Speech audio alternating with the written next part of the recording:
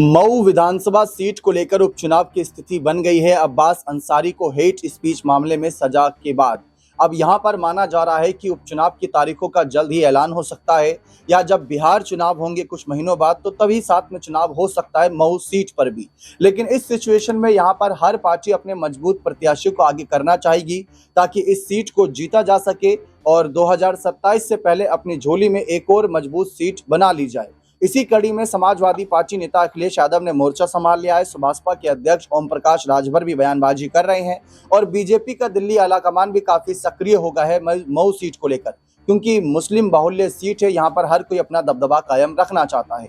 लेकिन इस बीच में हम मायावती को बिल्कुल भूलना नहीं चाहेंगे। मायावती की पार्टी भले ही उपचुनावों से कई मौकों पर अपने आप को दूर रखती है, लेकिन हाल फिलहाल में अपने घटते जनाधार को देखते हुए वह विधानसभा सीटों के उपचुनाव में शिरकत कर रही है। जीत मिले ना मिले उसको इससे ज्यादा परवाह नहीं है, लेकिन मजबूत वोट बैंक के लिए और कहीं ना कहीं अपने आप को और मजबूत करने के लिए चंद्रशेखर को रोकने के लिए भी आगे उतर रही है। इस बीच आप ये पीछे लगी फोटो देख रहे हैं जिसमें अफजाल और नुसरत नजर आ रही है। अब आप सोच रहे होंगे कि मायावती की चर्चा है और ये फोटो क्यों। दरअसल अफजाल का पुराना नाता रहा है बसपा से। 2019 के चुनाव का अगर हम रुख करें लोकसभा का, तो बसपा के सिंबल पर ही अफजाल अंसारी सांसद बने थे गाजीपुर सीट से। मुख्तार अंसारी को लेकर भी मैं आपको एक चीज दिखाना चाहता हूं, बहुत फैक्ट वाली है। अगर आप देखें तो मुख्तार अंसारी का 27 सालों का जो बताया जाता अंसारी परिवार का दबदबा 1996 के बाद से अगर हम देखें तो लगातार किस तरीके से मुख्तार अंसारी विधायक रहे थे 2017 तक, और 2022 में अब्बास अंसारी उन्हीं के बेटे यहां पर विधायक चुने गए थे सुहेल देव भारतीय समाज पार्टी यानी सुभाषपा से।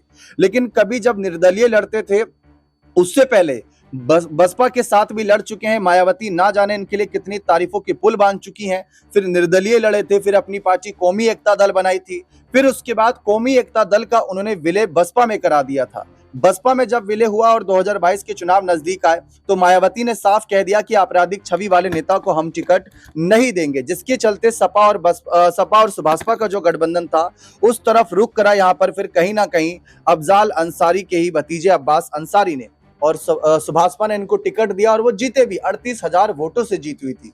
लेकिन जैसा कि आपने देखा कि बसपा से एक पुराना नाता रहा है। अफजाल अंसारी भी समय समय पर मायावती को ये कहते रहे हैं कि वो हमारे साथ गठबंधन में आए, जितने भी गैर भाजपाई वोटर हैं सबको एकजुट किया जाए ताकि भाजपा जैसी बड़ी ताकत को रोका जा सके। तो अफजाल अंसारी भले ही बसपा से अलग हो चुके हैं, लेकिन बसपा अभी भी उनके दिल में बसती है। वो कभी कभार बयानों में छलकता है। अब बात आती है कि क्या उनकी बेटी चुनावी मैदान में उतरेगी। जैसा कि मऊ सीट पर चर्चा है कि अंसारी परिवार का ही दबदबा कायम रह सकता है, या तो उमर अंसारी या तो नुसरत अंसारी। अब उमर अंसारी के चांसेस है कि वह समाजवादी पार्टी से आगे आए, समाजवादी पार्टी उनको टिकट दे दे, क्योंकि सपा विधायक कह भी रहे हैं अंसारी परिवार का ही विधायक बनेगा। लेकिन इस बीच नुसरत को लेकर भी सवाल आते हैं और उमर को लेकर भी सवाल इस वजह से खड़े हैं क्योंकि नफरती भाषण के चलते उन पर भी कुछ आपराधिक मामले दर्ज हैं।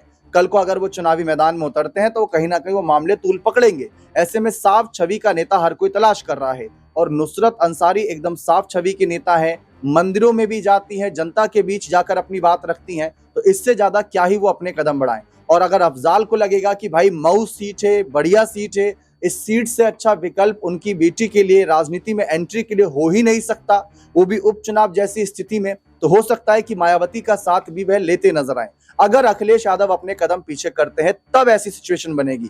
बाकी अखिलेश यादव सपा विधायकों के साथ नजर आ रहे हैं, लेकिन गौर करने वाली बात यह भी है कि ज्यादा सपोर्ट नजर नहीं आ रहा है। उसके पीछे का कारण भी जानिएगा। आजम खान को सजा सुनाई जाती है, जेल जाते हैं, अखिलेश यादव क्या करते हैं? सवाल नंबर 1।